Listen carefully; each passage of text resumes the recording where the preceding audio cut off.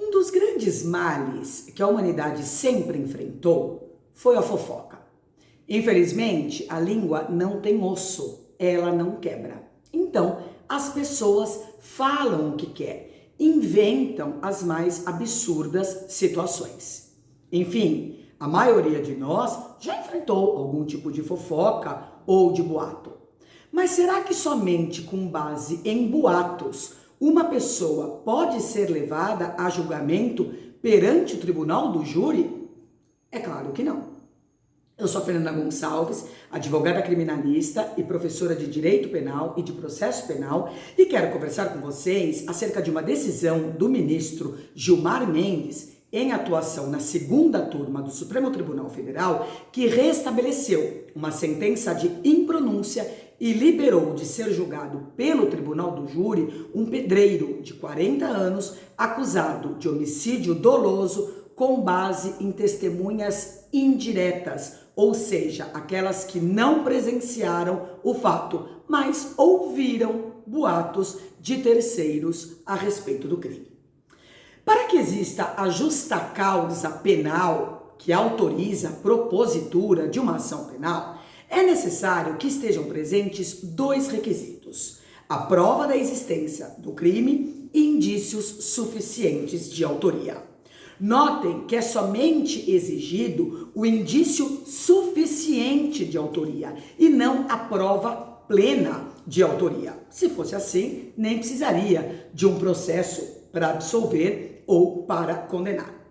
Mas esse indício, que é o indício suficiente, ele deve ser comprovado através de uma prova, no mínimo, robusta, séria, e não com base em fofocas ou ainda afirmar que determinada pessoa praticou o crime porque fulano ou cicrano ouviu dizer.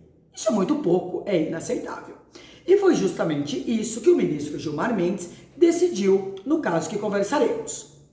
Um homem foi denunciado por supostamente ter esfaqueado um outro homem em um bar no ano de 2013.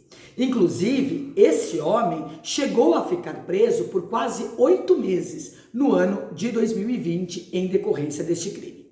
Como a prova testemunhal era indireta, ou seja, as testemunhas eram de ouvir dizer, não houve testemunha presencial, o juiz de primeiro grau, que era o juiz que estava analisando o processo, impronunciou o réu. Essa decisão de impronúncia no rito do tribunal do júri quer dizer que a pessoa não vai ser levada a julgamento perante o tribunal do júri.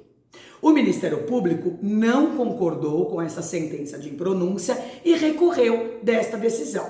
E o TJ do Paraná deu provimento a esse recurso, ou seja, deu razão ao Ministério Público e determinou que o acusado fosse submetido ao julgamento popular.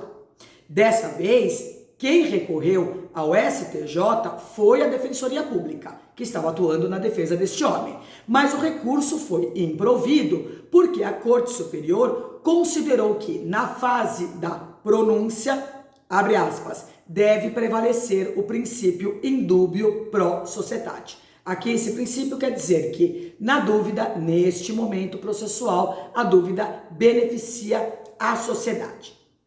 Essa questão chegou ao Supremo Tribunal Federal e o ministro Gilmar Mendes decidiu manter aquela decisão do primeiro juiz, que foi a decisão de impronúncia, a decisão de não levar o réu ao Tribunal Popular. O ministro Gilmar Mendes observou que essa primeira sentença corretamente verificou que, abre aspas, não há nos autos quaisquer outros elementos de prova que possam caracterizar a presença de indícios suficientes da autoria delitiva contra o paciente, além de ouvir dizer de terceiros.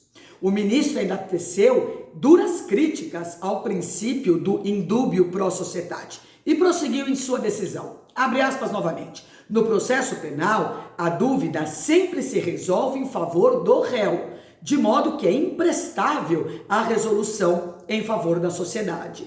Além de desenfocar o debate e não apresentar base normativa, o indúbio pro societate desvirtua por completo o sistema bifásico do procedimento do júri brasileiro, com o total esvaziamento da função da sentença de pronúncia.